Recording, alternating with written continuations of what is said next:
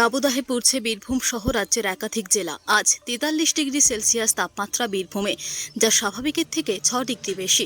আর এই দাবদাহ অপেক্ষা না করে একদিকে চলছে রাজনৈতিক প্রচার। রাজনীতির ময়দান কোমর বেঁধে নেমেছেন রাজনৈতিক নেতা ও কর্মীরা। ঠিক তারই মাঝে বীরভূমের ময়ূরেশ্বর ১ নম্বর ব্লকের মল্লারপুরে দেখা গেল সমাজের তৃতীয় লিঙ্গ নামে পরিচিত সেই পরিবারের বিবাহ। মল্লারপুরের বাসিন্দা খুশি বেগম তৃতীয় লিঙ্গ হিজড়াদের মা। এক কথায় খুশি বেগমকে বীরভূমের মা নামে চেনে সকলেই। জানা যায়, এই খুশি বেগম আজ থেকে ১৮ বছর আগে একটি শিশুকন্যাকে দত্তক নিয়েছিলেন। সেই মেয়েটিকে প্রশাসনিক পরামর্শে লালন পালনের দায়িত্ব তিনি নিয়েছিলেন, কর্তব্যের সাথে পালনও করেছেন। দীর্ঘ ১৮ বছর মেয়েটিকে যত্ন সহকারে খাওয়া দাওয়া পড়াশোনা সমস্ত দায়িত্ব পালনও করেন। খুশি বেগম তার মেয়ের নাম রাখে শাবানা খাতুন। এছাড়াও তিনি আরেকটি ছেলের দায়িত্ব নিয়েছেন। মেয়ে শাবানা খাতুনকে উচ্চ মাধ্যমিক পর্যন্ত পড়াশোনাও করান। অবশেষে এলাকার ৪-৫০০ লোকের উপস্থিতিতে তার বিবাহও দেন। খুশি বেগম জানান, মেয়েকে উচ্চ মাধ্যমিক পড়িয়েছি, তার বিয়ের জন্য একটা ভালো ছেলে দরকার ছিল, তাই কোম্পানিতে কাজ করা একটি ভালো ছেলের সন্ধানও পেয়েছিলাম। ছেলের বাড়ি বর্ধমান জেলার কেতুগ্রামে। যতটা সম্ভব এলাকার মানুষের সহযোগিতায় মেয়ের বিয়ে দিলাম। তাদের বিবাহিত জীবন সুখের হোক, এই কামনাই করি। এই খুশি বেগমের মতো তৃতীয় লিঙ্গদের সমাজে তাদেরকে বলে নাকি তারা মা হতে পারবে না। শুধু নিজের গর্ভে ধরা ছেলে মেয়ে থাকলেই মা বাবা হওয়া, সেটা তো নয়। আজকে তার প্রমাণ দিলেন তৃতীয় লিঙ্গ খুশি বেগম। প্রতিবেশীদের বক্তব্য, এই খুশি বেগমরা ১০ থেকে ১২ জন একটা বাড়িতে দীর্ঘদিন থেকে বসবাস করছে মল্লারপুরে। তাদেরকে দেখে সমাজের অনেক মানুষ অনেক কথাই বলে। তারা খুব কষ্ট করে প্রতিটা বাড়িতে, ট্রেনে, বাসে, আবার কখনো রাস্তায় দাঁড়িয়ে টাকা তোলে।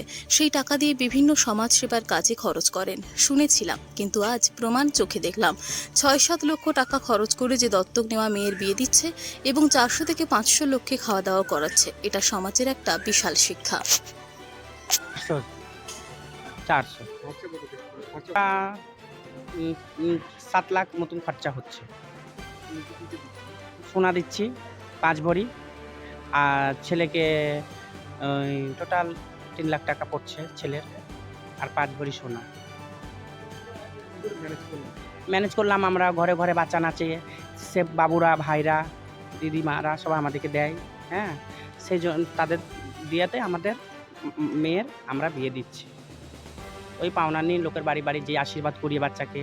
হ্যাঁ, তো আমি মেয়েকে ছোটো থাকা মানুষ যখন করেছি, তখন তো আমাকে দিতেই হবে। মেয়ের 18 বছর যখন হয়ে গেছে, তখন আমাকে দিতেই হবে। ওই জন্যে আমি বিয়েটা দিলাম। খুবই খুশি হলাম কি আমার জজমেন্ট বেঁচে থাকুক, আমার পাবলিক ভালো থাকুক, সুস্থ থাকুক, আমি আশীর্বাদ করি। তাদের বাল বাচ্চা ভালো থাকুক, আমাদেরকে দেয়, আমাদেরকে ঘুরায় না। আমরাও কেউ যদি আমার দুয়ারে এসেও, তাদেরকেও আমরাও ঘুরে না, তাদেরও কোনো কাজে লাগে। আমি যেরকম আমাদেরকে পাবলিকে দেয়, আমরা পাবলিকের টাকা আমরা কোনো ফালতুতে উড়িয়ে না। এই যে মেয়ের বিয়ে তো দিলাম।